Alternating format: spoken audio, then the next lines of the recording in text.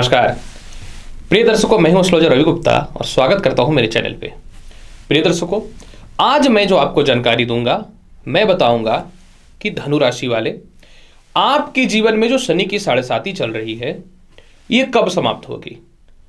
जाता हुआ शनि का साढ़े साती आपको किस प्रकार का फल प्रदान करेगा, और दूसरी महत्वपूर्ण जानकारी ये मैं यह भी दे दूंगा कि शनि के साढ़े साती समाप्त होने के बाद आपका जीवन कैसा चलेगा।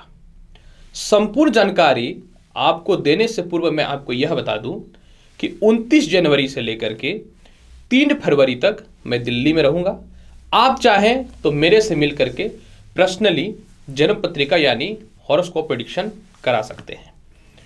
प्रिय धनु राशि वाले, सबसे पहले मैं आपको यह बता दूं कि शनि की साढ़े साती को निश्चित तौर पे जीवन का पनौती कहा जाता है। जी हाँ, आपको बताना चाहूंगा कि शनि की साढ़े साती होती क्या है। शनि की साढ़े साती जो होती है ये उस समय प्रत्येक मनुष्य के ऊपर आता है जब शनि जिस राशि में विराजमान होते हैं तो उससे एक घर पहले और एक घर आगे, अर्थात अगर शनि मिथुन राशि में बैठे हुए हैं तो फिर वृषभ राशि और इसके ऊपर वाली राशि कर्क वाले पे शनि के साढ़े साती चलती है। जी हाँ, तो उस राशियों के ऊपर शनि के साढ़े साती प्रारंभ हो जाती है। दूसरी महत्वपूर्ण बात, आखिर ये 7.5 साल का क्यों होता है। 7.5 साल का यह इसलिए होता है क्योंकि शनि जो है एक राशि में 2.5 वर्ष रहते हैं। जब ये 2.5 वर्ष रहते हैं तो 3 टर्म में 7.5 साल हो जाता है। अब यहाँ पे एक प्रश्न यह उठता है कि आखिर शनि की साढ़े साती वास्तविक तौर पे मनुष्य के ऊपर क्या प्रभाव डालती है। प्रिय दर्शकों, शनि को आपके पूर्व जन्म का और आगे वाले किए हुए कर्म का कर्मदाता और पिछले जन्म का भाग्यदाता माना जाता है। ज्योतिष शास्त्र के अनुसार शनि देव जो है मनुष्य के जीवन में उसके अहंकार को, उसके कर्तव्य को, उसकी संपत्ति को और उसकी सामाजिकता को रिप्रेजेंट करने वाले होते हैं। इसीलिए शनि जिस राशि में विराजमान होते हैं उससे एक राशि पहले का जो होता है आपका किया हुआ पूर्व कर्म होता है, और एक राशि जो आगे का होता है आप आगे अपने जीवन को किस प्रकार से चलाएंगे यह कहा जाता है। जी हाँ, मतलब शनि के साढ़े साती जिस राशि में वह बैठ गए वह आपका वर्तमान कर्म है, यानी आपके अहंकार से लेकर के जो आपने पिछले जीवन में कुछ गलतियां कर दी हैं, जो गलती आपको नहीं करनी चाहिए थी, अब गलतियों का परिणाम तो गलत ही मिलेगा जिससे आने वाला वर्तमान और भविष्य खराब होगा।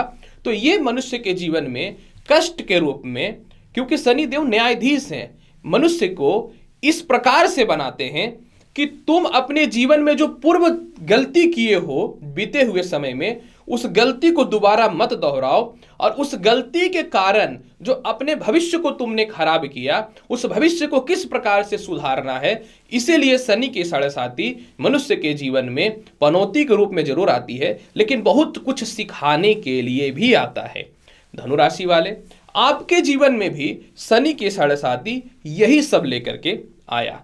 जब शनि के साढ़े साती आपके जीवन में प्रारंभ हुई तो यह कब प्रारंभ हुआ था। यह प्रारंभ हुआ था 3 नवंबर 2014 को, और ऐसे तो यह 30 अप्रैल यानी 29 अप्रैल 2022 को समाप्त हो जाएंगे। लेकिन अब मैं बताना चाहता हूं, जब शनि के साढ़े साती प्रारंभ हुई तो शनि आपके कुंडली में जो है तीसरे घर और द्वितीय घर के अधिपति होते हैं, जो आपके जीवन में परिवार के लोगों से आपके तालमेल को खराब कर दिया, वैवाहिक जीवन को खराब कर दिया, दाम्पत्य जीवन को डिस्टर्ब कर दिया, भाइयों से मतभेद की स्थितियों को उत्पन्न कर दिया, व्यापार हो या नौकरी हो उसमें एक जगह पे स्थिरता नहीं रखने दिया, और इसके अलावा आपकी वाणी में कड़वाहट हो गई और आप मेंटली तौर पे इतने डिस्टर्ब हो गए कि समाज के छोड़िए परिवार के भी कुछ लोग आपको सपोर्ट नहीं किए। अब मैं आपको बताना चाहता हूं कि वर्तमान समय में ऐसे तो 29 अप्रैल 2022 तक आपके जीवन में शनि के साढ़े साती है। 29 अप्रैल को शनि की साढ़े साती जो है यह समाप्त हो जाएगी। लेकिन यहां पे एक तथ्य समझने वाली बात है। 29 अप्रैल को शनि जो है यह मकर राशि को छोड़ करके कुंभ राशि में प्रवेश कर जाएंगे। तो जब ये कुंभ राशि में प्रवेश कर जाएंगे तो फिर उसके पीछे की राशि मकर हुई, यानी फिर मकर राशि, कुंभ राशि और मीन राशि में शनि की साढ़े साती प्रारंभ हो जाएगी और आप जो है शनि के साढ़े साती से मुक्त हो जाएंगे। लेकिन ऐसा नहीं है धनु राशि वाले। समस्या यहां पे यह आ रही है कि शनि जब 29 अप्रैल को कुंभ राशि में प्रवेश करेंगे तो आपके जीवन में कुछ समय के लिए शनि की साढ़े साती निश्चित तौर पे समाप्त हो जाएगी, यानी पुनः 12 जुलाई को शनि देव जो है वक्री अवस्था में पुनः मकर राशि में ही प्रवेश कर जाएंगे। यानी 29 अप्रैल से 12 जुलाई तक ये जो है कुंभ राशि में रहेंगे और पुनः जब ये मकर राशि में आएंगे तो फिर यह जो है वक्री अवस्था में पुनः आपके जीवन में शनि के साढ़े साती प्रारंभ हो जाएगी और यह शनि की साढ़े साती जो है आपके जीवन में 17 जनवरी 2023 तक रहेगा।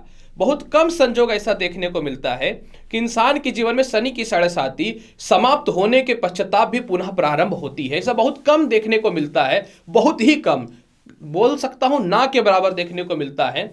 तो आपके जीवन में क्या होगा कि शनि के साढ़े साती 12 जुलाई से पुनः प्रारंभ हो जाएगी 17 जनवरी 2023 तक। लेकिन अब यहां पे एक तथ्य को समझिएगा, शनि देव जब मकर राशि में प्रवेश करेंगे तो यह वक्र अवस्था में प्रवेश करेंगे, यानी वक्री रहेंगे। तो जब ये वक्री रहेंगे तो परफेक्ट शनि का फल आपके ऊपर नहीं पड़ेगा, क्योंकि शनि का कोई भी ग्रह जब वक्री होता है तो वह अपने वास्तविक स्थान से एक घर पहले के भी फल को प्रदान करता है। तो जब धनु राशि वाले शनि की साढ़े साती आपके जीवन में पुनः प्रारंभ हो जाएगी तो इनकी चौथी दृष्टि, तीसरी दृष्टि चौथे घर पे, सातवीं दृष्टि अष्टम स्थान पे और 10वीं दृष्टि आय स्थान पे निश्चित तौर पे रहेगा। लेकिन ये वक्र अवस्था की स्थितियों में रहेंगे, जिस कारण से यह शनि का साढ़े साती जब आपके जीवन में पुनः प्रारंभ होगा तो निश्चित तौर पे थोड़ी सी वाणी में कड़वाहट देखने को मिलेगी।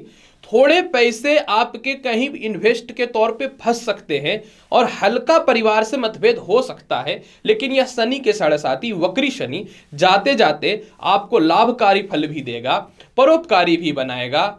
आपके जीवन में जिन लोगों से रिलेशनशिप खराब हुए थे, रिलेशनशिप वापस होने ठीक हो जाएंगे। माता का स्वास्थ्य जो खराब हुआ, जो संपत्ति रिलेटेड विवाद हुआ या मार्केटिंग सेक्टर में आपको जो सपोर्ट नहीं मिल पा रहा था, यह पुनः सपोर्ट मिलना चालू हो जाएगा। आय में जो कमियां आ रही थी वह पुनः ठीक होनी चालू हो जाएंगी। नए नौकरी या व्यवसाय के अवसर आपके जीवन में ठीक हो जाएंगे।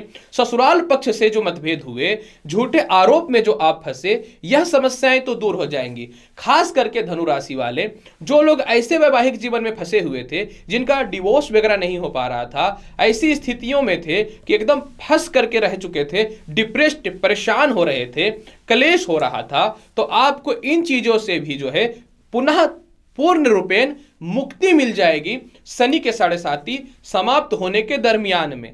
परंतु हां, फिर भी मैं यही बोलना चाहूंगा कि आपको इस समय 3-4 चीजों पे सावधानी रखनी है, क्योंकि द्वितीय स्थान में शनि देव वक्री रहेंगे।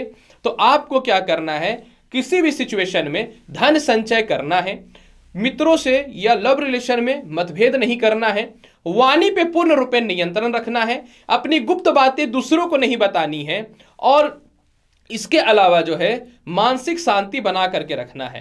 तभी जाकर के आपको कुछ अशुभ प्रभाव से बच करके इनके शुभ प्रभाव के फल को प्राप्त कर सकते हैं। और जो लोगों को व्यापार और नौकरी में परिवर्तन नहीं हो पा रहा था, निश्चित तौर पर यह परिवर्तन कराने के लायक भी फल देने वाला रहेगा।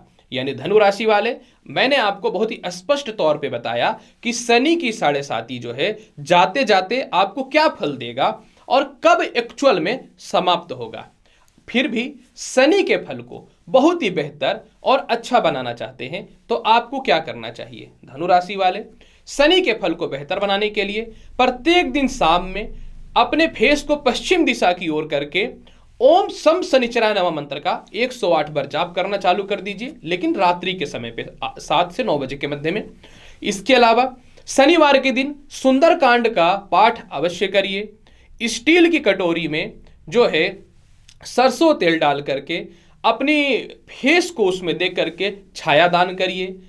पीपल पेड़ में सरसों तेल का दीप जलाइए और कम से कम शनिवार के दिन कलेश से बचिए, बड़ी यात्राओं से थोड़ी सी बचिए और शनिवार के दिन जो है आप नॉन वेज या फिर किसी भी प्रकार का नशीली वस्तुओं का प्रयोग मत करिए। आप देखिए धनु राशि वाले, ये शनि की 7.5 जाते जाते आपको क्या फल प्रदान करेगा।